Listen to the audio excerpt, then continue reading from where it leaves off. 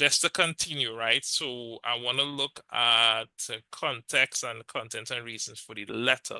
So why did Paul have to write this letter? So why does he have to address the Colossians, our brethren in Colossians? So first we looked at Paul himself, the author. Then we looked at the place, the Colossians itself. And now we're going to look at the reason for the letter. Why did he need to write this letter? So it was heresy. A higher thought, a cult promoted as a new philosophy for Christians.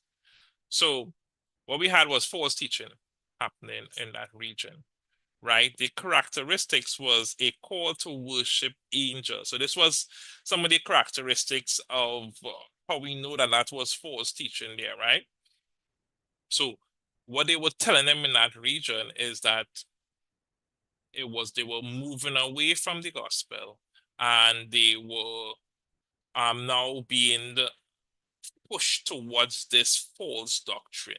And Paul now had to address that, right? So um the occasion, the writing of this letter was a mixture of ideas of Greek philosophy, Oriental religion, and Jewish tradition. So this was because of the surroundings and the people around, decided to mix these things together, and they was literally forming a new religion.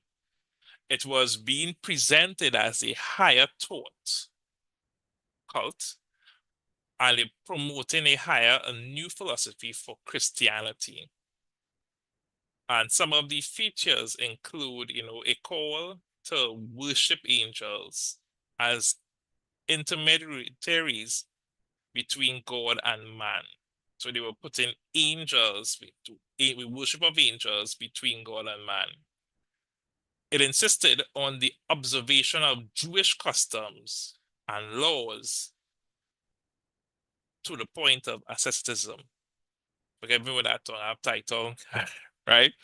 So, and it assumed that this teaching was superior from the doctrine that was presented or has been previously taught by the apostles and their disciples.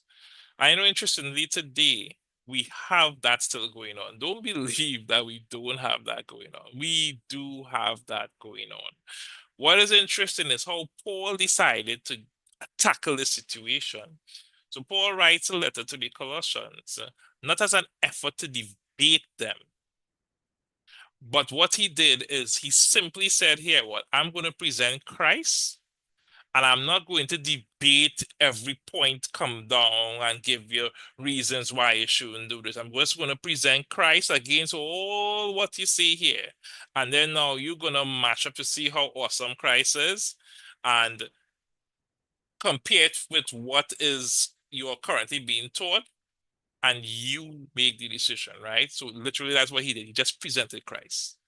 And this was the whole theme around the book. And he showed how Christ was supreme in everything, right? So Paul presents Jesus with all his divine attributes and permits his readers to form their own conclusion between the teaching concerning Jesus of the gospel and the doctrine taught by the false teachers among them. His objective was not to show that Jesus and his teachings were preeminent, first and superior in every area of life and spiritual knowledge, included the so-called higher knowledge. So his objective was really to show that Christ was preeminent in everything and superior in everything against the so-called higher knowledge that they were teaching. And we have to be very careful how even in our today's society, because with all the streams of media and all the amount of information that's coming into us, what I see is happening, and I think Brother Ronald and Brother Ian spoke about this already, is that they are mixing in truth with untruth. And what's happening is that it sounds so similar to what we believe. But you have to be careful. You really have to be careful because they will take scriptures out of context and use scriptures to interpret wrong context so that to make it sound like it's true, right? So I believe the same thing is happening now. It's just that they are using because we have so much information available, they are now using that information that we have available now to trick people even better, even better. So it's really important for But us. Yeah, but go that's ahead. what Yeah, go ahead. that's right on that same point that I was making away in terms of the twisting the Bible and all that to basically push their own narrative. I saw recently that there was uh I don't know, I think she was a bishop who was wearing LGBTQ colors as part of her, just have the headdress and the gown and all that. So she was actual LGBTQ bishop, and she was generally stating that um, LGBTQ or members of that are accepted and could have positions such as that within a church, and that Jesus wasn't really against that idea. So it's really that the same point I'm making is that they really take the scripture and they will twist it to form their own narrative now. And that's just one example. They can find it almost anywhere in terms of people who actually do manipulate the Bible. Well, not the manipulate the Bible, but the change around the way things are being said in order for them to get their own benefit, or even if it is supposed to agree or whatnot. So that's the exact same thing. That's actually what's taking place anyway right now. I just want to make Yeah, sure I highlight to that point.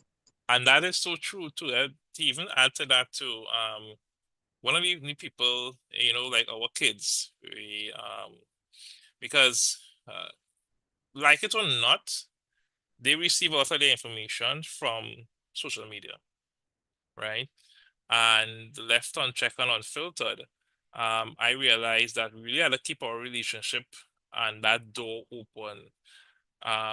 Even watching some of their content too, to see what they are receiving because um, there's well, I realize that their attention span is dropping for everybody. All right. So you have more short videos, shorts, and we are now being cultured into receiving information in this short spurts, right? But sometimes these shorts now, when they receive it now, literally somebody's saying something out of context, and they receiving that as whole. So it's really to you ask them the questions, you really express and you make sure that we have to strengthen with the foundation. So adopting Paul's approach here to me is one of the best formats because I can't teach them how to defend everything. I mean, eventually they will grow together. But if I teach them the truth, they should be able to see false, right? And that's what we had to keep on strength, and even for us too, because as I say, it sounds very close. One of the first things I do before I listen to anybody, too, I also research who that individual is, right? And what happens is eventually you will hear the differences, right?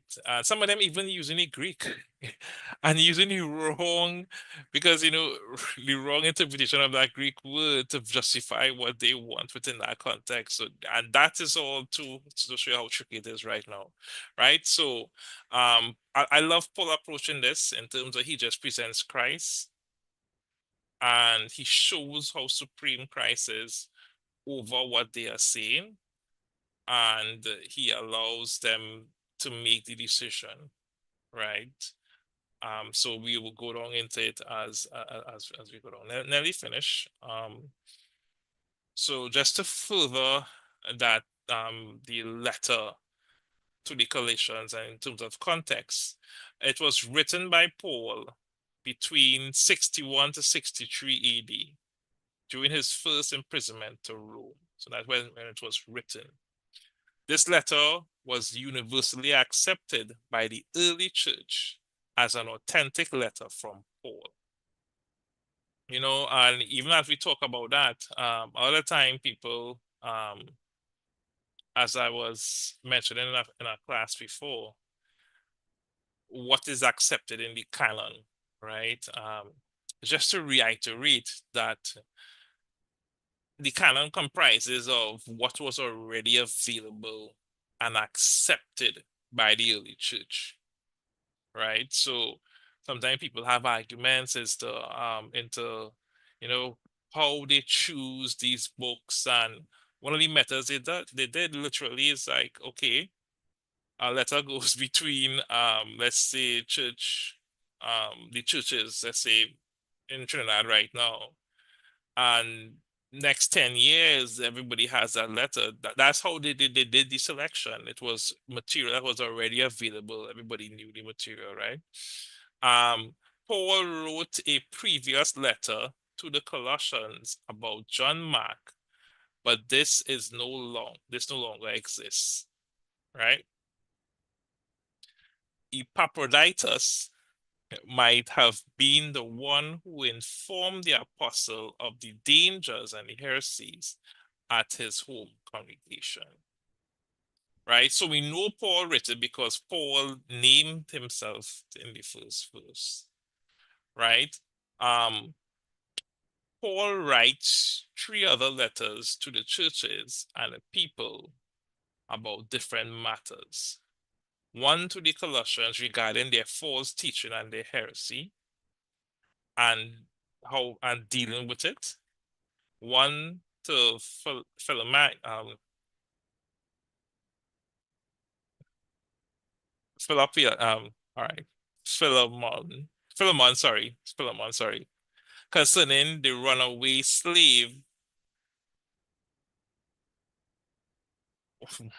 Onesimus, who Paul had converted in prison and was sending back to home on to his master.